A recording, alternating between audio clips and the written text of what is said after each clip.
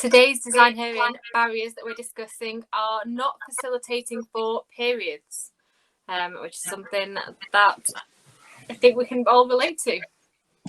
So there's a quote here from someone that says, long meetings without comfort breaks, not great at certain times of the month.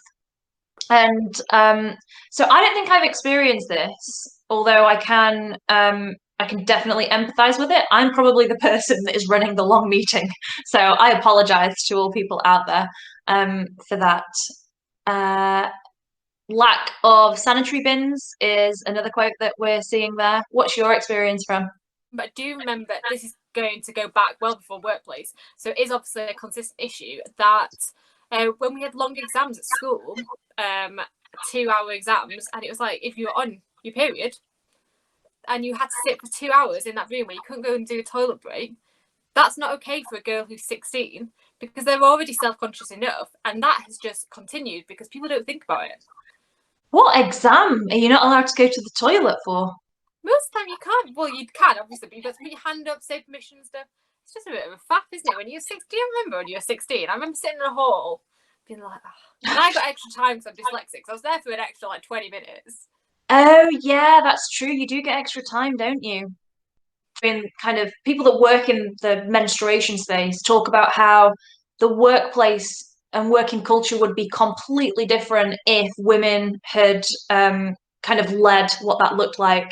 And I'm sure that some people have said, instead of having this working week, the working cycle would be a month, and you'd take off like whatever days it was around your period. And just the whole layout of how workplaces would operate would be different. I think it'd be really interesting for Yeah, people to tell me what that would be like so that we can definitely. start doing it. That'd be so I feel cool. like me and you, obviously, very lucky because a lot of women suffer immense cramps, migraines. I mean, a lot of severe discomfort and pain. And so for them coming into the workplace is actually a challenge when they're on their period. They're not comfortable. They're not feeling at their best and top form. While we're on periods, one of the things as well that I think we don't have quotes on here, but I hear in conversation is just the lack of appreciation and awareness around the menopause and how that massively, massively impacts women in the workplace. And there's just no understanding of how it impacts them and the accommodations that are required.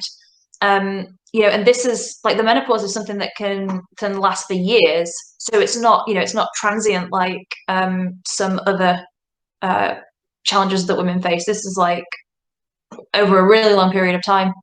So I'm hopeful that there's going to be some more work in that space and more awareness brought to companies. Yeah, definitely. And actually, I'd love for someone to do a speak out talk on the topic because I Yeah, want to find out more. yeah, promotion. Yeah, Please, if anybody please talks on promotion. this, please come and do a speak out talk. Like I need to get prepared.